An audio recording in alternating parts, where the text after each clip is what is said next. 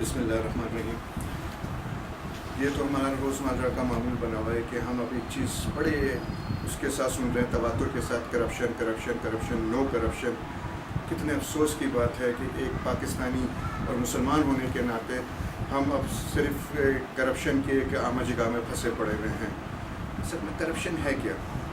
Corruption basically ہماری دماغ کی اختراع ہے۔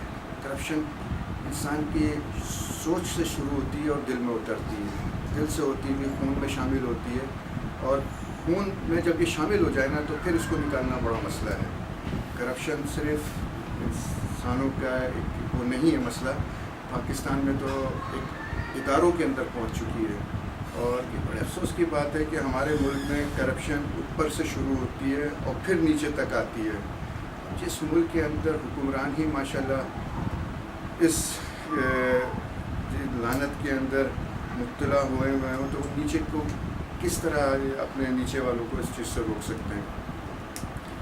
بڑے افسوس کی بات کہنا پڑ رہی ہے کہ اس کرپشن نے ملک کو جس طرح کھوکھلا کرا ہے، جس طرح اس نے ملک کی جڑوں کو برباد کرا ہے، یہ چیز صرف کھوکھلے اور برباد ہونے تک نہیں رہ جاتی ہے، یہ چیزیں کرپشن یہ وہ ناسور ہے جو ملک کو کھا جاتی ہے۔ بدقسمتی کے ساتھ میں بہت افسوس کے ساتھ کہوں گا کہ اس میں جو جن لوگوں کی ذمہ داری تھی کہ یہ اس چیز کو ختم کرتے، آج وہی لوگ اس میں مبتلا ہیں۔ انفرادی طور پر آپ یقین کریں کہ میں نے ایسے باشرح اور باریش آدمیوں کو دیکھا ہے جو 5 وقت کی نمازیں ادا کر رہے ہیں، اللہ اور رسول کا نام لے رہے ہیں، کلام پاک کا تلاوت کر رہے ہیں، پرہیزگاری اور تقوی میں ان کا کمال نہیں ہے۔ میں نے میں ان لوگوں کی باتیں کر رہا ہوں کہ جو میں نے اپنے ارد گرد اپنے خاندان کے کچھ قریبی لوگوں کو دیکھا ہے، اور حالت یہ ہے کہ بجلی کی چوری کے اندر نمازیں پڑھی جا رہی ہیں، گھر میں وسائل ہے، پیسہ ہے، اے سی کے اندر اپنے گھر میں جو اے سی چل رہا ہے وہ چوری کے کنڈے پہ لگایا ہوا ہے، اس کے اندر تہجد ادا کی جا رہی ہے، اسی کے اندر روزہ افطار کیا جا رہا ہے، نماز ادا کی جا رہی ہے۔ مطلب یہ ایک تقویٰ ہے، یہ وہ کہ کرپشن، یہ کرپشن کی ایک وہ قسم ہے کہ جو کہ بیان سے قاصر ہے۔ کرپشن صرف یہ نہیں ہے کہ آپ رشوت لیں اور جیب میں رکھ لیں، کرپشن یہ بھی ایک کرپشن کا ایک حصہ ہے۔ کتنی افسوس کی بات ہے کہ ابھی کچھ عرصے پہلے ایک وزیر صاحب پکڑے گئے تھے کرپشن کے اندر مبتلا، اور وہ وزیر اور وہ وزیر کا ہے کیا؟ وہ وزیر ایک ریلیجیس مذہبی اموار کے وزیر تھے۔ میں ظاہری بات ہے کہ میرا پروفیشن اس بات کی اجازت نہیں دیتا ہے کہ میں ان کا نام لے کر بتاؤں، مگر یہ زیادہ دور کی بات نہیں ہے کہ ایک ریلیجیس منسٹر جو ہے وہ حج کے اندر کرپشن کرتا ہوا پکڑا گیا، اور یہ چیز پاکستان میں اٹھنے کے بجائے سعودی عرب حکومت نے ہماری گورنمنٹ کو بتایا کہ جی آپ کے ایک وزیر صاحب جو ہے اس کے اندر لوگوں کو کتنی تکلیف ہوئی ہے، کتنے معاملات لوگوں کے خراب ہوئے ہیں، اور کس معاملے کے اندر کہ جی حج جیسی مقدس عبادت کی ادائیگی کے اندر۔ اب آپ یہ بتائیں کہ جس وزیر جو وزیر پکڑا گیا تھا اس کرپشن کے اندر، وہ وزیر 5 وقت کا نمازی، باریش داڑھی، سر پہ امامہ، اللہ اور رسول کی بات ممبر پہ بیٹھ کے کرنا، اور وزیر مذہب۔ یہ تو ہمارے وزیروں کی حالات ہیں، تو اب آپ کون سے کیا توقع کریں گے؟ جہاں تک یہ کرپشن جب انسان سے ہوتی ہوئی اور اداروں میں پہنچ جاتی ہے تو پھر اس کو اتنی یہ ناسور ملک کو برباد کر دیتا ہے۔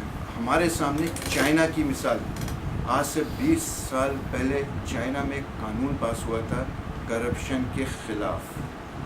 قانون کیا تھا کہ جو شخص کرپشن میں پکڑا جائے گا اس کو سزائے موت دے دی جائے گی، اور 20 سال کے بعد آپ دیکھ لیں آج چائنا دنیا میں کہاں کھڑا ہوا ہے۔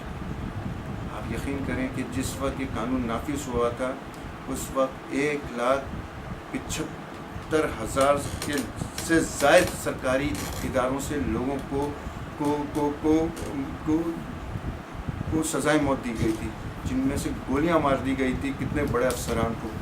اور آج آپ دیکھ لیں، اور خاص کر اس کے اندر چلیں میں بڑے لوگوں ان کے چند مخصوص لوگوں کے بیان کر دیتا ہوں۔ वहाँ का शंघाई का मेयर, डिप्टी मेयर करप्शन में पकड़ा गया था, गोली मार दी गई। इसी तरह बीजिंग के अंदर एक हाईली प्रोफाइल शख्स को जब पकड़ा गया, गोली मार दी गई। इस तरह चाइना ने एक नहीं, दो नहीं, 100 नहीं, हज़ारों में इस तरह लोगों को मारा है सिर्फ करप्शन के अंदर। और आज आप चाइना के अंदर लोगों का म्यार ज़िंदगी देखें, चाइना की तरक्की देखें, और आप देखें कहाँ से कहाँ पहुँच गए। अगर आपको पाकिस्तान से करप्शन ख़त्म करना है तो सिर्फ इसका एक हल है कि आप इसमें कानून साजी करें, अपने को एहतसाब पे पेश करें।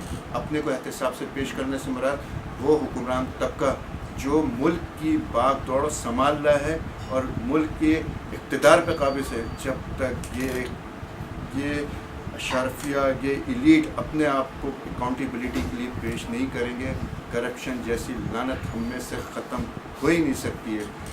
मैं सिर्फ आपसे यही कहूँगा कि खुदारा इस मुल्क पर रहम करें, इस पाकिस्तान पर रहम करें और इस करप्शन से जितनी जल्दी हो निजात हासिल करें।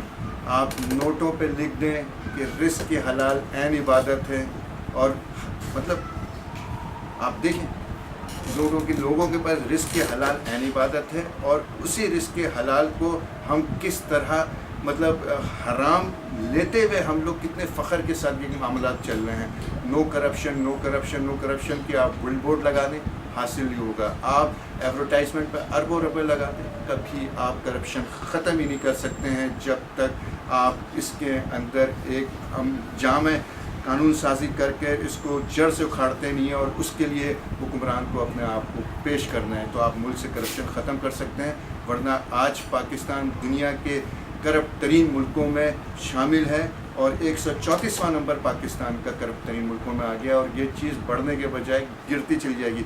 ये एक इदारे का काम नहीं है कि वो आपकी करप्शन ख़त्म करे। बस मैं आपसे सिर्फ यही कहूँगा कि इसके अंदर हमें इंडिविजुअल तौर पे तो हम जितनी कोशिश कर लें, ठीक है, वो हमारे ऊपर बनता है, मगर इनफरादी तौर पर ये हुकूमत वक्त की ज़िम्मेदारी है कि इसके अंदर वो इनिशिएटिव लें और ऐसा कानून बनाएं कि जो कि आगे मुआवनत साबित हो। Thank you.